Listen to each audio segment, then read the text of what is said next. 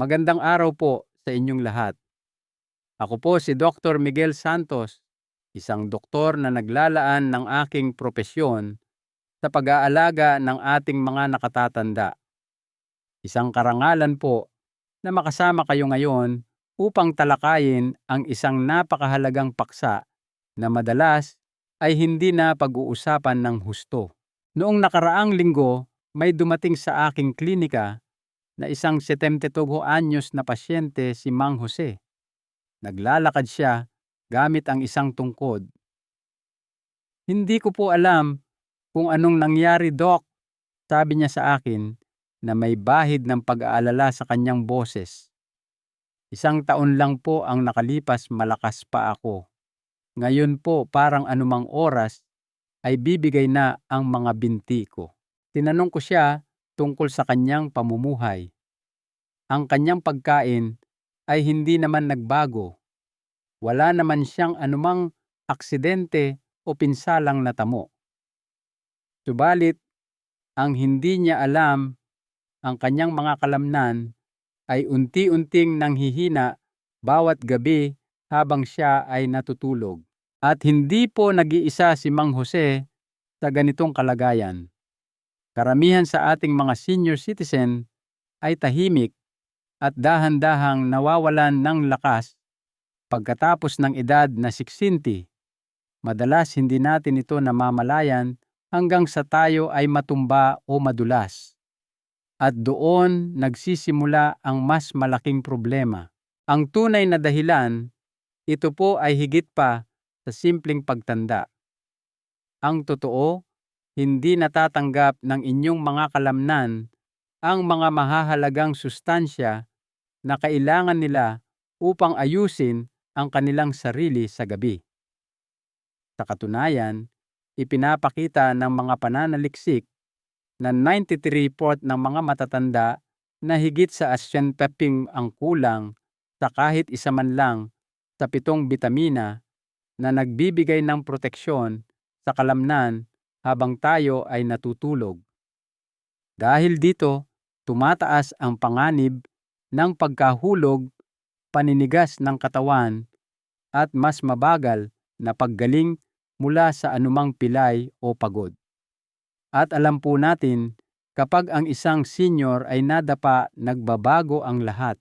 Ngunit may magandang balita, ito po ay maiiwasan. Sa ating talakayan ngayon, ibabahagi ko sa inyo ang 7 pinakamahalagang bitamina na dapat inumin bago matulog.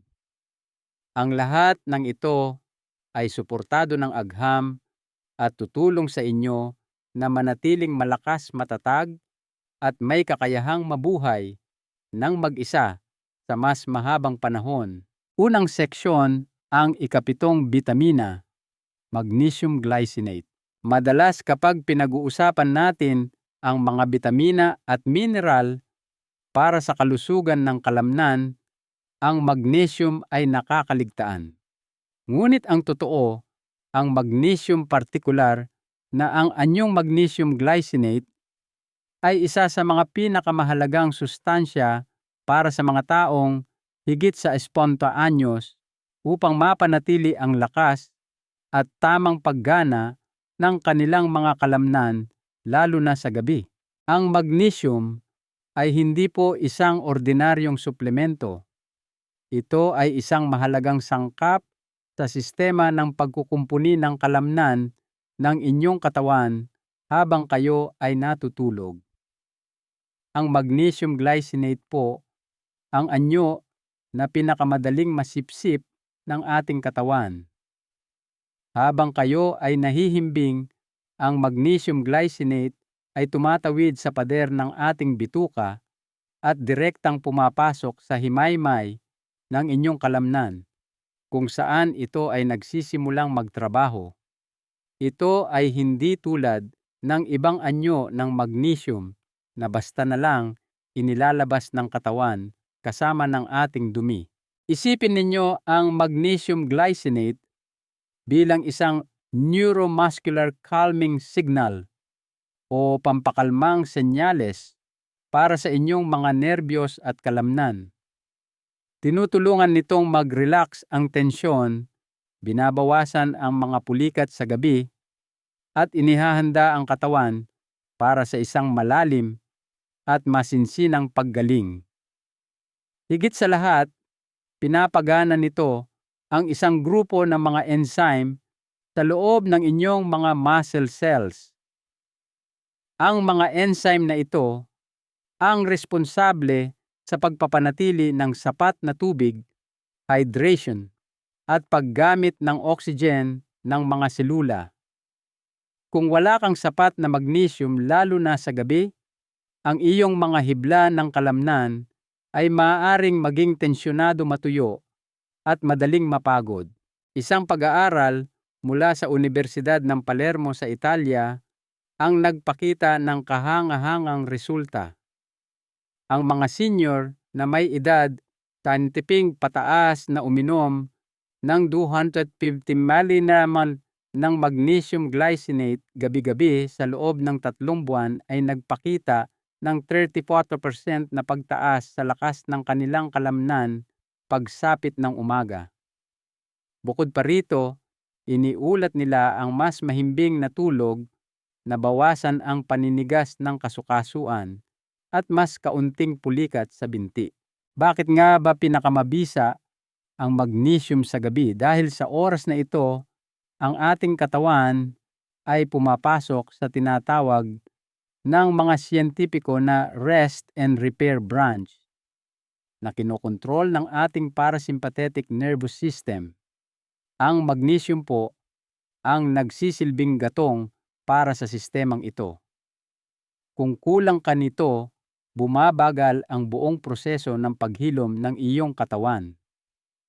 At kapag ang pagbagal na iyon ay nangyayari gabi-gabi, ito ay nagre-resulta sa malaking pagkawala ng kalamnan sa katagalan. Paano ito inumin ng tama? Uminom lamang po ng anyong magnesium glycinate. Huwag itong isabay sa pagkain o sa iba pang suplemento tulad ng zinc o calcium. Pinakamabisa itong inumin kasama ng isang maliit na baso ng maligamgam na tubig mga kalahating oras bago matulog. Iwasan ang mga anyo tulad ng magnesium citrate o magnesium oxide. Ang mga ito ay hindi gaanong nasisipsip ng katawan kaya't hindi magbibigay ng parehong epekto sa kalamnan. Isang mahalagang paalala, marami ang nag-aakala na nakakakuha na sila ng sapat na magnesium mula sa mga pagkain tulad ng madahong gulay gatas o almonds. Ngunit ang katotohanan, habang tayo ay nagkakaedad, ang kakayahan ng ating katawan na sumipsip ng magnesium mula sa pagkain ay bumababa ng husto, lalo na kung humihina na rin ang ating panunaw. Kaya kahit kumakain ka ng balanseng dieta, posibleng hindi pa rin nakukuha ng iyong mga kalamnan ang magnesium na kailangan nila. Ang magnesium glycinate ay hindi isang magic pill na gagana agad sa isang gabi. Ngunit pagkatapos ng ilang linggong regular na pag-inom, mapapansin ninyo ang mga pagbabago, bawas na pagkapagod sa umaga, mas kaunting paninigas o pulikat sa gabi, at higit sa lahat, ang unti-unting pagbabalik ng lakas sa inyong mga binti. Kapag iniisip natin ang pagpapalakas ng kalamnan, madalas na pumapasok sa isip ang protein shakes o pagbubuhat ng weights. Ngunit kung wala ang magnesium glycinate, ang natural na sistema ng pagkukumpuni ng iyong katawan ay hindi gagana ng maayos. Kaya't ang mineral na ito ay karapat-dapat sa posisyon nito bilang ating ikapitong bitamina. Ang unang mahalagang hakbang sa pagkukumpuni ng kalamnan bawat gabi. Ikalawang seksyon, ang ika-6 na bitamina, vitamin B12 methylcobalamin. Kung ang magnesium ay tumutulong sa pag-relax at pag-recover ng kalamnan, ang vitamin B12 naman ang nagbibigay kapangyarihan sa buong sistema ng inyong paggalaw. Kung wala ang B12, ang inyong mga kalamnan ay hindi makakatanggap ng senyales mula sa inyong utak. Kapag nangyari ito, hindi sila makakapag-rebuild at makakapag-repair. Ang mas nakakabahala pa rito, habang tayo ay tumatanda, mas nahihirapan ang ating katawan na sumipsip ng vitamin B12. Ito ay dahil kailangan ng ating katawan ng sapat na stomach acid upang makuha ang B12 mula sa mga pagkain tulad ng karne, itlog o gatas. Ngunit paglampas ng edad 60, ang level ng stomach acid ay biglang bumababa. Ibig sabihin, kahit kumakain ka pa ng masustansyang pagkain o umiinom ng ordinaryong multivitamin, maaaring kulang ka pa rin sa vitamin B12. Ang kakulangan sa B12 ay madalas tawaging silent destroyer of muscle strength o ang tahimik na maninira ng lakas ng kalamnan. Bakit? Dahil hindi ito agad napapansin. Maaaring maramdaman mo lang na tila bumabagal ang iyong mga kilos, bumibigat ang iyong mga binti, at medyo nawawala ka sa balanse. Ito yung pakiramdam na parang naglalakad ka sa basang semento. Hindi nagtutugma ang iyong mga kalamnan at nerbiyos. Ayon sa isang malawakang pag-aaral mula sa Tufts University, 13% ng mga matatanda na nakakaranas ng panghihina ng kalamnan ay may kakulangan sa B12. Sa isa namang pag-aaral na inilathala sa Journal ng Neurology, ang mga senior na uminom ng methylcobalamin, ang aktibong anyo ng vitamin B12 sa loob lamang ng 8 linggo ay nagpakita ng pagbuti sa kanilang nerve-muscle coordination ng hanggang 49%. Bakit ito dapat inumin sa gabi? Dahil sa gabi ang ating utak ay pumapasok sa kanyang deep neurological repair cycle. Ito ang oras kung kailan kinukumpuni at maintain ang ating nervous system. Ang pag-inom ng B12 sa oras na ito ay tumutulong na muling ikonekta ang komunikasyon sa pagitan ng iyong utak at mga kalamnan. Ang resulta, paggising mo, mas balanse ka, mas matatag, at mas may kontrol sa iyong mga galaw. Paano ito inumin ng tama? Piliin ang methyl B12 o methylcobalamin, hindi ang cyanocobalamin. Upang maiwasan ang proseso ng panunaw, sa tiyan inumin ito sa paraang sublingual, inilalagay sa ilalim ng dila o bilang isang liquid. Mga 1 oras bago matulog, ilagay ang isang tableta sa ilalim ng iyong dila. Hindi kailangan ng tubig. Hayaan lamang itong matunaw ng kusa. Ang maliit na gawaing ito bago matulog ay maaaring magdulot ng malaking pagbabago. Mas may kumpiyansang paghakbang, mas mabilis na reflexes, at mas matatag na paglakad. Kung kayo po ay higit sa 60 at hindi pa umiinom ng methyl B12 sa gabi, posibleng unti-unti nang humihina ang inyong nervous system na siyang nagpapahina rin sa inyong mga kalamnan. Ito ay isang mabagal na proseso, ngunit kung sisimulan ninyo ngayon, hindi magtatagal ay mararamdaman ninyo na mas mabilis gumaling ang inyong katawan, lalo na sa inyong mga binti at paa. Ikatlong seksyon, vitamin D3. Higit pa sa buto, mahalaga sa kalamnan. Karamihan sa atin, kapag naririnig ang vitamin D3, ang agad na naiisip ay para sa kalusugan ng buto. Ngunit, kung ikaw ay higit sa 60 at ito pa rin ang iyong paniniwala, marami kang nawawalang benepisyo para sa pagpapanatili ng lakas ng iyong kalamnan. Ang vitamin D3 ay hindi lang isang simpleng bitamina.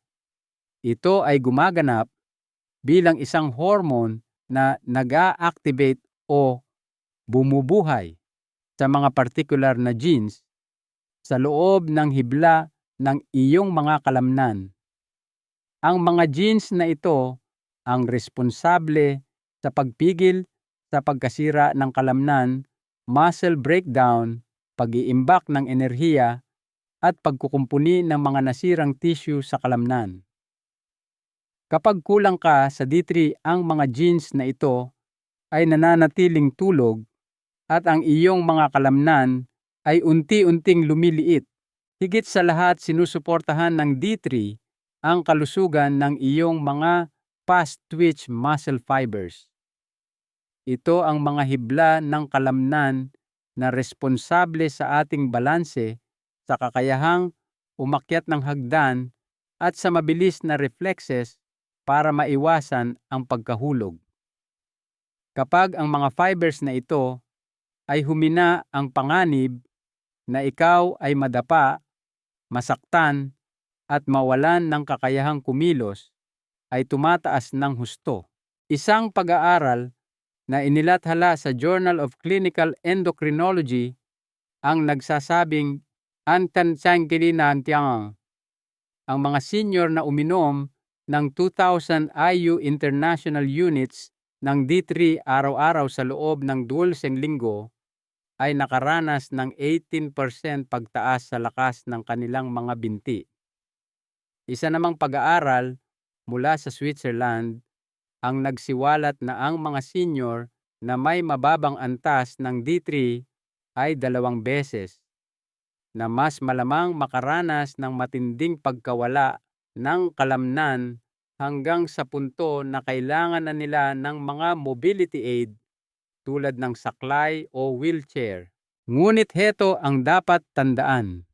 Ang level ng D3 sa iyong dugo ay biglang bumababa sa gabi sa mismong oras na pinakakailangan ito ng iyong mga kalamnan. Habang ikaw ay natutulog, ang iyong katawan ay pumapasok sa protein synthesis mode. Ito ang proseso kung saan muling binubuo ang tissue ng kalamnan. Kung walang D3 sa oras na iyon, ang prosesong ito ng muling pagbuo ay hindi nangyayari at gigising kang mas mahina kaysa sa nakaraang araw. Paano ito inumin ng tama? Pagkatapos ng hapunan, uminom ng isang soft gel ng vitamin D3. Isabay ito sa isang source ng healthy fat tulad ng isang dakok ng mani, isang kutsarita ng peanut butter o ilang hiwa ng abokado. Ang dietary fat ay nagpapataas ng absorption ng D3 ng higit sa 60% kumpara sa pag-inom nito nang walang laman ang tiyan. Gawin itong isang nightly routine tulad ng pagsisipilyo. Kung wala ang hormonal signal mula sa D3, para ka na ring nagsayang ng pagkakataon na palakasin ang iyong sarili mula sa loob. Isang soft gel lang ng D3 at kaunting healthy fat sa gabi ay mas epektibo pa sa pagprotekta ng iyong kalamnan kaysa sa anumang dami ng resistance bands o protein shakes.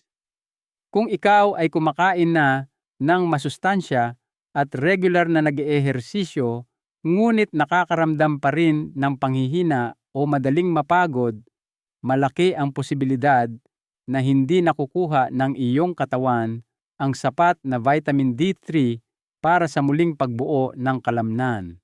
Ika-4 na seksyon, vitamin E. Ang depensa laban sa pagtanda ng kalamnan. Kapag iniisip natin ang vitamin E, ang unang pumapasok sa isip ay kalusugan ng balat. Ngunit para sa mga nakatatanda, ang vitamin E ay isang makapangyarihang panangga na nagpapanatiling ligtas sa inyong mga kalamnan, lalo na sa gabi. Sa gabi, habang ang ating katawan ay nasa malalim na repair mode, ito rin ang panahon kung kailan pinakamataas ang level ng oxidative stress at pamamaga. Ang mga ito ay nagiiwan sa ating mga muscle cells na madaling masira at mapinsala. Dito pumapasok ang vitamin E. Ito ay gumaganap bilang isang harang laban sa mga free radicals, mga hindi matatag na molekula na sumisira sa cell membranes at unti-unting umuubos sa tissue ng kalamnan kung hindi ito mapoprotektahan ng maayos. Ayon sa isang pag-aaral sa American Journal of Clinical Nutrition, ang mga matatanda na kumonsumo ng mas maraming vitamin E ay nagpakita ng 20% na mas mahusay na pisikal na pagganap, kabilang ang bilis ng paglalakad at lakas ng paghawak grip strength. Sa isa namang pag-aaral mula sa University of Arkansas, ang mga senior na uminom ng 400 IU ng natural na vitamin E bago matulog ay nagpakita ng malaking pagbaba sa mga palatandaan ng pagkasira ng kalamnan sa magdamag. Ngunit hindi lahat ng suplementong vitamin E ay pare-pareho. Gamitin ang natural na anyo na D-alpha tocopherol, hindi ang synthetic form na karaniwang may markang DL sa label. At higit sa lahat, ang tiempo ay napakahalaga. Bakit ito dapat inumin sa gabi? Dahil ito ang oras na ang iyong katawan ay pumapasok sa malalim na tulog at lubos na paggaling. Ito rin ang oras kung kailan pinakamataas ang aktibidad ng mga free radicals. Ang pag-inom ng vitamin E sa panahong ito ay tumutulong na protektahan ang iyong mga muscle cells, bawasan ang pamamaga, at pabilisin ang proseso ng paghilom habang ikaw ay natutulog. Paano ito inumin ng tama? Uminom ng 400 IU ng natural na vitamin A mga 1 oras pagkatapos ng hapunan kung kailan ang iyong tiyan ay hindi na gaanong puno ngunit hindi pa rin ganap na walang laman. Iwasan ang pag-inom nito kasabay ng isang malaking meal, ngunit huwag din itong inumin nang walang laman ang tiyan. Kung umiinom ka rin ng ibang fat-soluble vitamins tulad ng D3 o K2, siguraduhin may kasama itong kaunting healthy fat. Hindi mo mararamdaman ang resulta agad-agad, ngunit pagkatapos ng ilang linggo, malamang na mapansin mo ang mga pagbabago, mas magandang balanse, mas kaunting pananakit ng katawan pagkatapos mag-ehersisyo at mga kalamnan na hindi na madaling mapagod. Ang vitamin E ay higit pa sa pampaganda.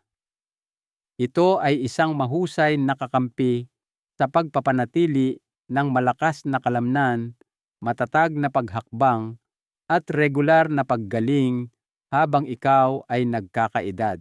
Ika-5 seksyon, Vitamin B6, ang sikreto sa pagbuo ng kalamnan mula sa protina. Malamang kapag nakikita ninyo ang vitamin B6 sa likod ng isang bote ng multivitamin, iniisip ninyo ito bilang isang maliit na suplemento lamang.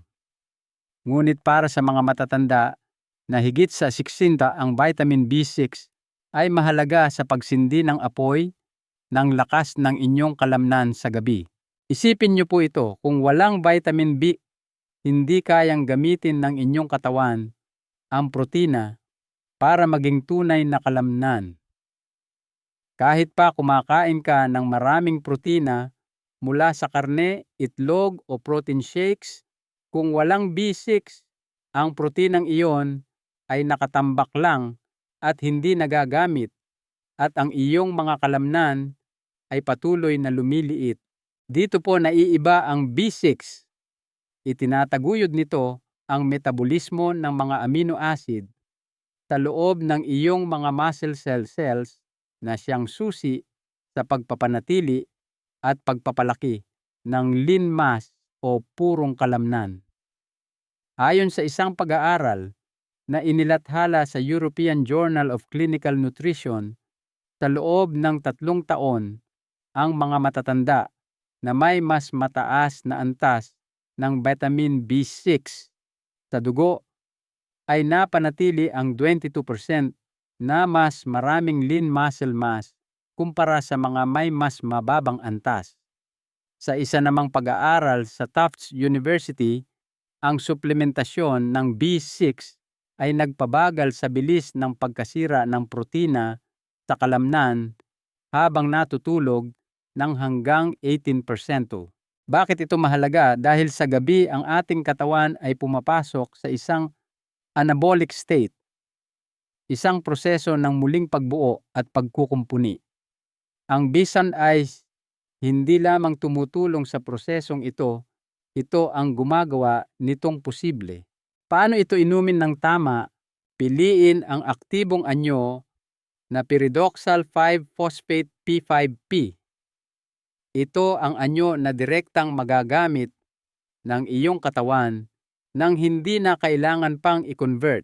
Inumin ito kasama ng isang maliit na baso ng tubig mga 1 oras bago matulog. Iwasan ang pag-inom nito kasabay ng pagkain dahil maaaring bawasan ng pagkain ang absorption nito lalo na sa mga matatanda na may mas mabagal na panunaw. Hindi ito gagana agad, ngunit pagkatapos ng ilang linggo, maaari kang makapansin ng pagbabago.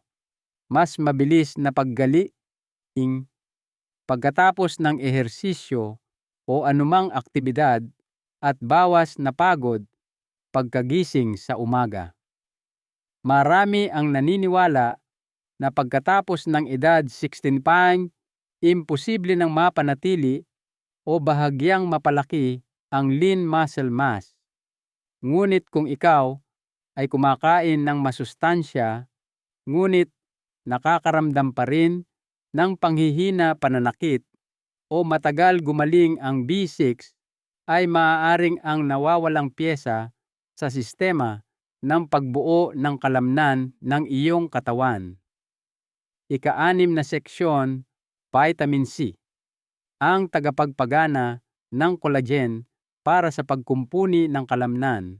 Karaniwan kapag naririnig natin ang vitamin C, ang unang pumapasok sa isip ay gamot para sa sipon o trangkaso. Ngunit ang hindi alam ng karamihan, ang vitamin C ay may napakahalagang papel sa pagpapanatili at pagpapalaki ng ating kalamnan, lalo na habang tayo ay natutulog. Heto po ang dahilan, ang pagbuo ng collagen ay nakadepende sa vitamin C. Ang collagen ay isang uri ng protina na nagsisilbing pandikit at pampatibay ng mga hibla ng ating kalamnan. Kung wala kang sapat na collagen, ang iyong mga kalamnan ay nawawalan ng densidad, nagiging marupok, madaling mapunit at mabagal maghilom. Ito po ang perpektong sitwasyon para sa sarcopenia o ang pagkawala ng kalamnan dahil sa pagtanda na unti-unting kumakain sa ating lakas. Ayon sa isang mahalagang pag-aaral na inilathala sa British Journal of Nutrition, ang mga matatanda na kumonsumo ng pinakamaraming vitamin C ay 60% na mas maliit ang tsansang mawalan ng kalamnan kumpara sa mga kumonsumo ng pinakakaunti. Samantala, natuklasan ng mga mananaliksik sa Oregon State University na kahit bahagyang kakulangan lamang sa vitamin C sa loob ng 2 linggo ay nagresulta sa 25% na pagbaba sa pagbuo ng collagen. Ito ay parang pagtatanggal sa iyong katawan ng kakayahang ayusin ang araw-araw na pinsala sa kalamnan. At kailan nga ba pinakamarami ang pagkukumpuni na ginagawa ng ating katawan habang tayo ay nasa malalim na tulog? Ang pag-inom ng vitamin C bago matulog ay tumutulong na punuin ang tissue ng iyong kalamnan ng mga sangkap na kailangan para sa pagbuo ng collagen na sumusuporta sa katatagan pagkaelastiko, at pangmatagalang lakas ng kalamnan. Bukod dito, ang vitamin C ang nagsisilbing catalyst o pampagana na nag-a-activate sa mga benepisyo ng collagen o protein supplements na maaaring iniinom mo na sa gabi. Kung wala ito, ang collagen ay hindi maaaring maging bagong tissue ng kalamnan. Paano ito inumin ng tama? Gumamit ng vitamin C sa anyong buffered o liposomal. Ang mga ito ay mas banayad sa tiyan at mas mahusay na nasisipsip habang ikaw ay natutulog. Inumin ito ng walang laman ang tiyan kahit 1 oras pagkatapos ng iyong hapunan. Ang 1 gramo 1,000 mg ay sapat na upang magkaroon ng kapansin-pansing epekto. Pagkatapos ng ilang linggo, mararamdaman mo ang mga benepisyo, mas maluwag na paggalaw ng mga kasukasuan, mas matibay na connective tissue, at mas kaunting pananakit pagkatapos ng anumang aktibidad. Ang mga benepisyo ng vitamin C ay higit pa sa pag-iwas sa trangkaso.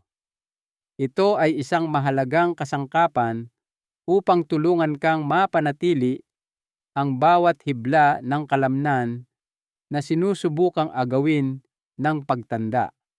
At ang kapangyarihan nitong magpagaling ay pinakamabisa sa gabi.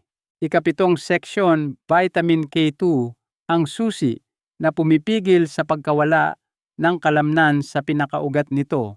Sa lahat ng bitamina sa listahang ito na marahil ang pinakamahalaga. Ngunit karamihan sa mga matatanda na higit sa 60 ay maaaring hindi pa ito naririnig o hindi ito iniinom ng tama. Ang vitamin K2, ang susing elemento na kumokontrol kung saan napupunta ang calcium sa loob ng iyong katawan.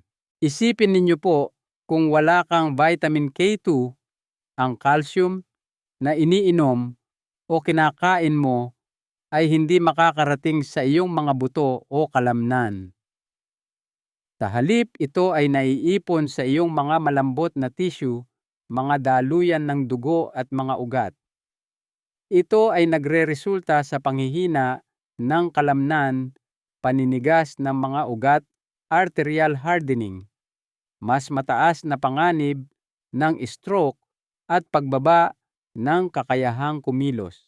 Sa kabilang banda, kapag may sapat na K2, ang calcium ay dinadala sa eksaktong lugar kung saan ito kailangan, sa mga buto para sa tibay at sa mga kalamnan para sa pagkukumpuni ng istruktura at pagpapabuti ng kahusayan ng paggalaw. Isang pag-aaral na inilathala sa journal na Nutrients ang nagsasabing ang mga senior na uminom ng K2 supplements sa loob ng 12 linggo ay nagpakita ng 55% na pagtaas sa mitochondrial efficiency sa loob ng kanilang mga muscle cells. Ibig sabihin, ang kanilang mga kalamnan ay mas masipag magtrabaho, hindi madaling mapagod, at mas mabilis mag-recover. Isa pang pag-aaral mula sa Universidad ng Maastricht ang nagsiwalat na ang suplementasyon ng K2 lamang kahit walang pagbabago sa dieta o ehersisyo ay nagpataas ng lakas ng binti ng 30%. Ngunit ang pinakakagulat-gulat na natuklasan ay ito, ang kakulangan sa K2 ay maaaring doblehin ang bilis ng pagkawala ng kalamnan na nangyayari sa magdamag. Ito ay dahil ang K2 ay hindi lamang tumutulong sa pagsipsip ng mga mineral, ito ang nagtuturo sa iyong katawan kung saan dapat ilagay ang mga ito. Kung wala ito, para kang nagtatayo ng bahay na ang mga materyales ay nakakalat kung saan-saan. Kahit gaano ka pa kasipag mag-ehersisyo o gaano kaganda ang iyong kinakain sa huli, ay mawawala ang iyong lakas, kalamnan at balanse. Paano ito inumin ng tama? Piliin ang vitamin K2 sa anyong MK7. Ito ay mas epektibo kaysa sa ibang uri at maaaring manatili sa iyong daluyan ng dugo ng hanggang 72 oras. Inumin ito bago mismo matulog, kasama ng isang maliit na healthy fat tulad ng kaunting peanut butter o langis ng niyog para mapabuti ang absorption. Iwasan ang pagsasabay nito sa pag-inom ng calcium at magnesium. Magbigay ng pagitan ng kahit 1 oras. Kung sa kabila ng pagkain ng masustansya at regular na ehersisyo ay madalas kang makaranas ng pulikat panghihina ng kalamnan o mabagal na paggaling pagkatapos ng isang aktibidad, maaaring kulang ka sa K2. Sa katunayan, karamihan sa mga tao ay hindi kailanman ito nainom ng tama o sa tamang oras. Ngunit kapag sinimulan mo na magsisimula ka ring makakita ng mga kapansin-pansing pagbabago. Mas pinahusay, natibay, mas matatag na paghakbang, mas matatag na mga binti, at mas mababang panganib na magkaroon ng pagiging sakitin sa pagtanda. Pangwakas na payo, buuin ang lakas gamit ang tamang routine bago matulog. Ngayon natutunan na ninyo ang tungkol sa 7 bitamina na maaaring magbago ng husto sa pakiramdam ng inyong katawan. Hindi 10 taon mula ngayon, hindi kahit 10 linggo mula ngayon. Ang pagbabago ay maaaring magsimula ngayong gabi. Ang katotohanan, karamihan sa mga nakatatanda ay hindi namamalayan na ang kanilang mga kalamnan ay unti-unting nawawala bawat gabi. Habang kayo ay natutulog, ang tahimik na pamamaga ay nabubuo, bumabagal ang pagbuo ng protina at natutuyo ang mga hibla ng kalamnan. At kung wala kang sapat na sustansya, gigising kang bahagyang mas mahina kaysa sa nakaraang araw. Ngunit ngayon alam na ninyo kung paano lumaban. Gamitin ang magnesium para buksan ang sistema ng pagkukumpuni. Gamitin ang B12 para muling ikonekta ang iyong mga nerbiyos at kalamnan. Gamitin ang D3 para buhayin ang mga genes ng paglaki. Gamitin ang vitamin E para protektahan ang iyong mga muscle cells. Gamitin ang B6 para bumuo ng kalamnan mula sa protina. Gamitin ang vitamin C para simulan ang produksyon ng collagen. At gamitin ang K2 para selyuhan ang lahat at dalhin ang mga mineral sa tamang lugar. Bagamat bawat isa sa mga bitaminang ito ay may kanya-kanyang papel, lahat sila lahat sila ay magkakaugnay. At sila ay pinakamabisa sa gabi kung kailan ang iyong katawan ay nagpapahinga, nagre-recover at muling nagtatayo. At ito po ay hindi teorya lamang. Ito ay suportado ng tunay na klinikal na pananaliksik, tunay na datos at tunay na mga resulta sa mga taong tulad ninyo. Ang mahalagang aral sa buhay at ang inyong susunod na hakbang. Ngayon kayo naman po ang dapat kumilos. Ang kaalaman na walang aksyon ay walang silbi. Nais kong mag-iwan ng isang mahalagang aral. Ang pagtanda ay hindi isang sumpa ng panghihina. Ito ay isang panahon ng karunungan kung saan ginagamit natin ang ating mga natutunan upang alagaan ang ating sarili ng mas mahusay. Ang lakas na ating pinag-uusapan ay hindi lamang para sa pagbubuhat ng mabibigat na bagay. Ito ay para sa kalayaan. Ang kalayaan na maglakbay, ang kalayaan na tumayo ng may dangal, ang kalayaan na manatili sa kontrol ng sarili nating buhay. at hindi maging pabigat sa ating mga mahal sa buhay. Nasa inyong mga kamay ang kapangyarihan na baguhin ang takbo ng inyong pagtanda. Kaya't nais ko pong magtanong, ano po ang iniinom ninyo ngayon bago matulog? Paki-comment po sa ibaba. Magsimula tayo ng isang pag-uusap. Kung hindi po kayo sigurado kung saan simulan ninyo sa isa na sa tingin ninyo ay pinakakulang sa inyo. Isang maliit na pagbabago ngayong gabi ay maaaring magpabagal sa pagkawala ng kalamnan bukas.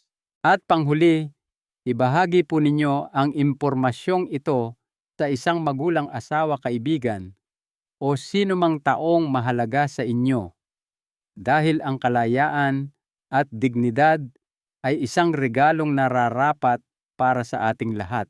Kung nakita ninyong kapaki-pakinabang ito, huwag po ninyong kalimutan i-like ang video, mag-subscribe sa channel, at i-on ang notifications para sa mas marami pang payo na suportado ng pananaliksik upang mapanatili ang inyong kalusugan at lakas habang kayo ay nagkakaedad. Alam na ninyo ngayon ang dapat gawin. Ang pagkilos ay kailangan na at magsisimula ito ngayong gabi. Magkita-kita po tayo sa susunod na pagkakataon.